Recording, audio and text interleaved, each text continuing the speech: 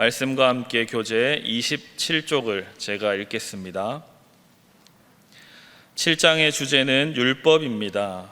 바울은 결혼 비유를 통해 우리가 율법에서 해방되었음을 이야기합니다. 그러나 곧이어 율법을 변호합니다.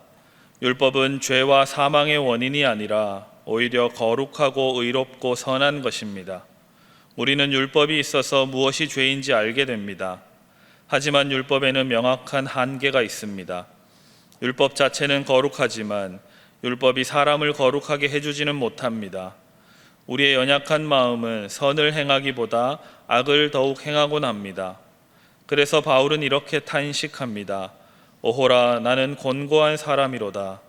마음으로는 하나님의 법을 섬기나 육신으로는 죄의 법을 섬기는 것이 죄인된 우리임을 말합니다.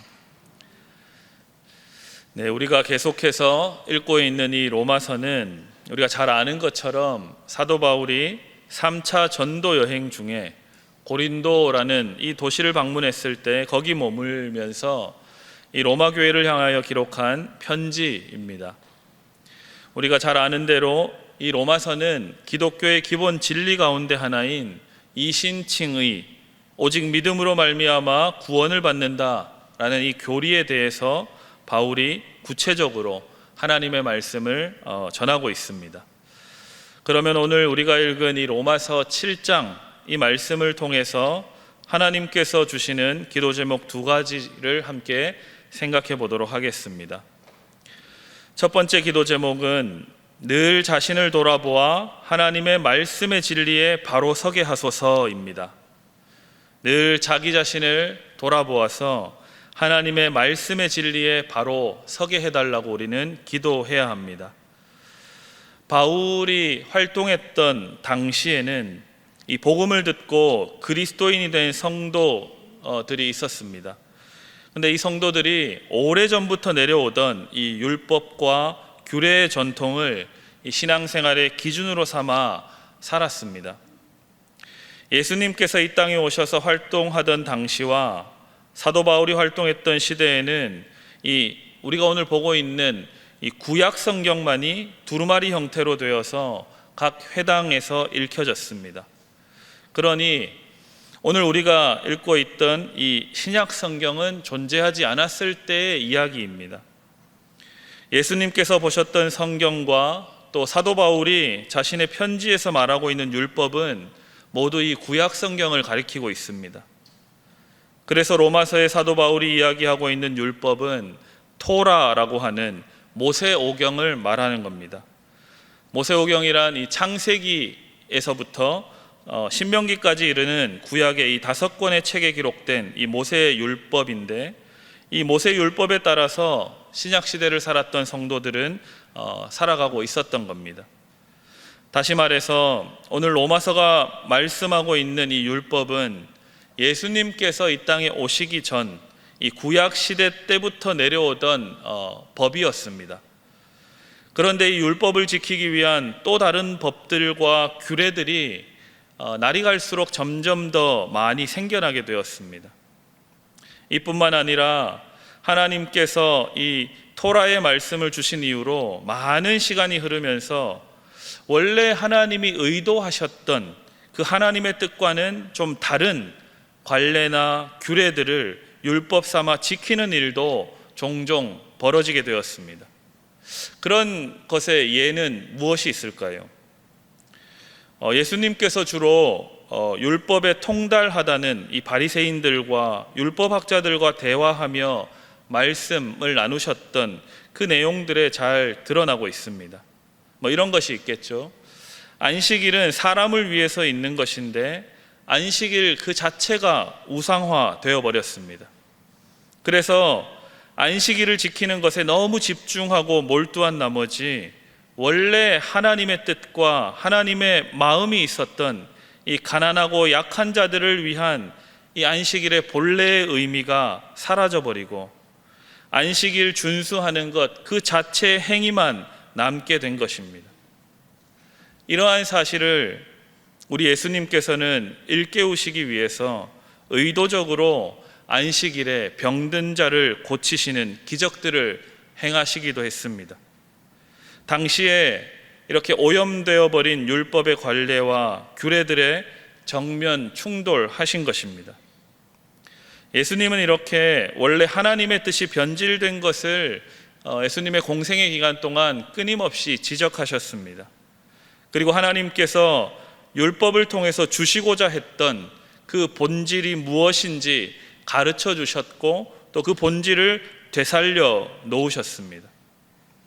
이러한 이야기들이 오늘 본문 전반부에 결혼에 관한 비유로 바울이 이야기하고 있는 겁니다. 그리고 오늘 본문 4절에는 이렇게 말씀합니다. 너희도 그리스도의 몸으로 말미암아 율법에 대하여 죽임을 당하였으니, 그러니까 율법에 대하여 죽었다라고 합니다. 왜 그렇죠? 그 다음 구절을 읽겠습니다. 이는 다르니 곧 죽은 자 가운데서 살아나신 이에게 바로 예수님을 통해서 우리가 하나님을 위하여 열매를 맺게 하려 함이라 라고 말씀하고 있습니다. 그리고 6절 말씀은 우리가 한번 같이 읽어보도록 하겠습니다. 오늘 본문 6절 말씀입니다. 함께 읽겠습니다. 시작. 이제는 우리가 얽매였던 것에 대하여 죽었으므로 율법에서 벗어났으니 이러므로 우리가 영의 새로운 것으로 섬길 것이요 율법 조문에 묵은 것으로 아니할지니라. 아멘. 무슨 말입니까? 예수님께서 오셨기 때문에 더 이상 과거의 전통이었던 이 모세의 율법을 지키는 그 행위를 통해서가 아니라 십자가에서 죽으시고 다시 사신 이 예수님을 믿음으로 말미암아 그 은혜로 말미암아 구원을 받는다라는 것입니다. 믿으시죠? 아멘. 그래서 예수님께서는 이 복음서 중에 하나인 이 누가복음 16장에 이렇게 말씀하십니다. 율법과 선지자는 요한의 때까지요 그 후부터는 하나님 나라의 복음이 전파되어 사람마다 그리로 침입하느니라 라고 말씀하셨습니다. 율법과 선지자, 구약 성경을 이야기하는 겁니다. 모세오경 율법이죠. 선지자 예언서를 가리킵니다. 그래서 세례 요한은 광야에서 이렇게 외쳤던 것입니다. 회개하라, 천국이 가까이 왔느니라. 세례 요한이 보았을 때는 이 율법에 비추어서 모세오경에 근거해서 너희가 잘못한 것은 다 회개하라. 왜냐하면 하나님 나라가 도래할 것이기 때문이다 라고 예언자처럼 외칠 수밖에 없었던 겁니다. 그런데 이 세례 요한이 예언했던 것처럼 이 예수님께서 메시아로 오셔서 하신 말씀이 있습니다. 이렇게 이야기합니다. 주의 성령이 내게 임하셨으니 이는 가난한 자에게 복음을 전하게 하시려고 내게 기름을 부으시고 나를 보내사 포로된 자에게 자유를, 눈먼 자에게 다시 보게 함을 전파하며 눌린 자를 자유롭게 하고 주의 은혜의 해를 전파하게 하려 하심이라 라고 우리 예수님께서는 공생에 시작하시면서 말씀하셨습니다. 무슨 말씀이신가요? 예수님께서는 이 죄사함의 은총과 자유와 해방의 구원을 무차별적으로 선언하기 시작하신 겁니다.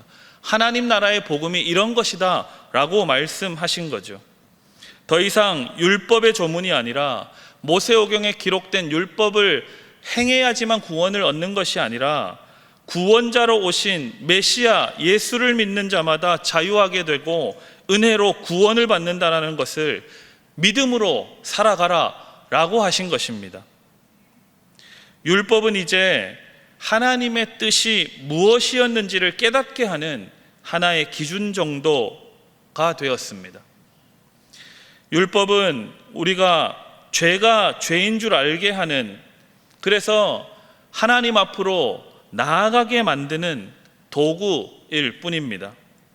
우리는 오직 예수님을 믿음으로 구원받은 자의 삶을 사는 겁니다. 그 삶을 사는 것이 바로 우리의 성도된 목적입니다. 그래서 여러분 이렇게 새벽에 나와서 하나님의 말씀에 귀를 기울이고 또 주님께서 은혜 주시는 대로 깨닫는 대로 살아가기 위해서 기도하는 것 아니겠습니까?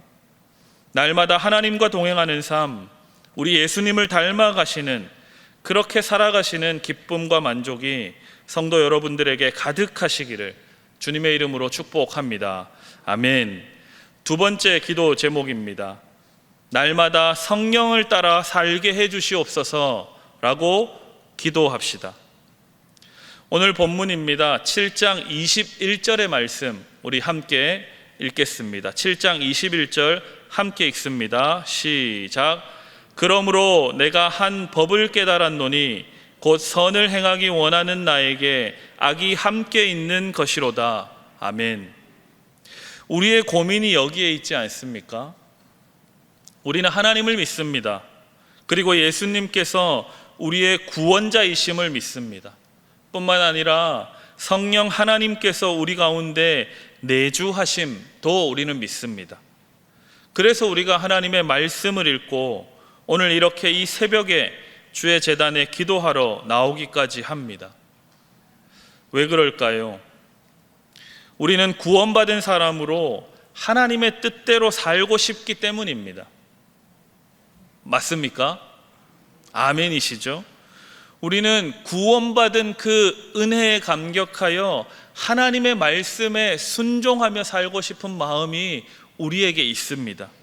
그런데 살다 보니, 일상의 삶에 정신없이 지내다 보니 어쩔 수 없이 죄를 짓기도 합니다.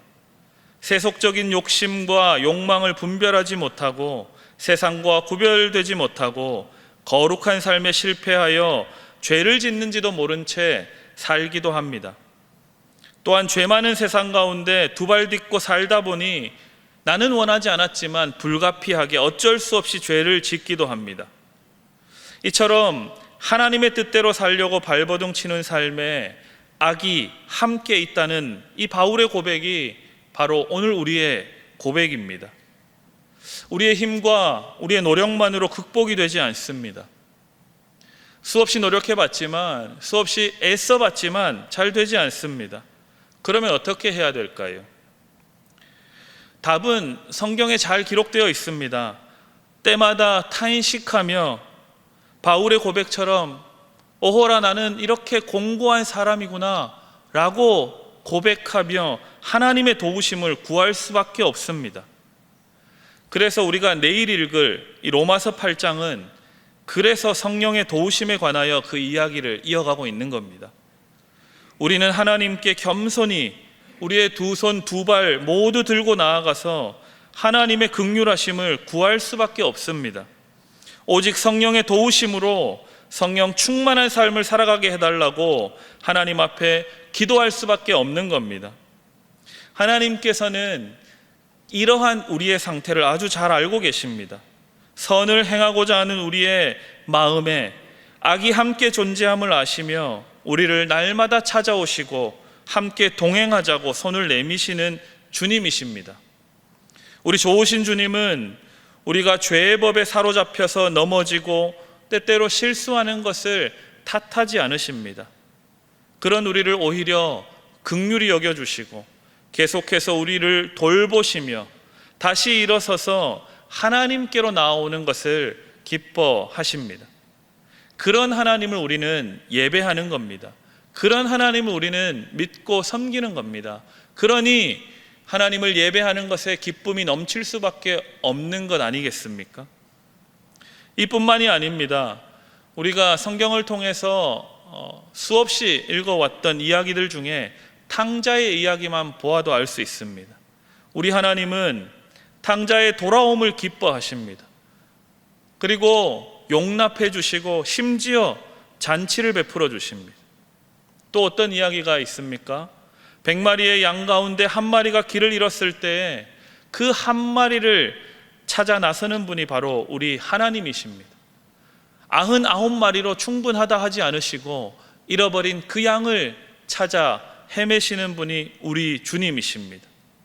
그 주님을 믿으시고 꼭 붙드셔서 오늘 하루를 넉넉히 승리하며 살아가시기를 부탁드립니다. 자꾸 넘어지고 하나님을 믿는 믿음에 실패한다고 해도 포기하지 마시고 계속해서 다시 일어나셔서 오직 하나님을 신뢰하며 성령 충만함으로 살아가시는 성도 여러분들 다 되시기를 주님의 이름으로 축복합니다. 아멘. 우리 말씀의 교훈을 생각하면서 함께 기도하겠습니다.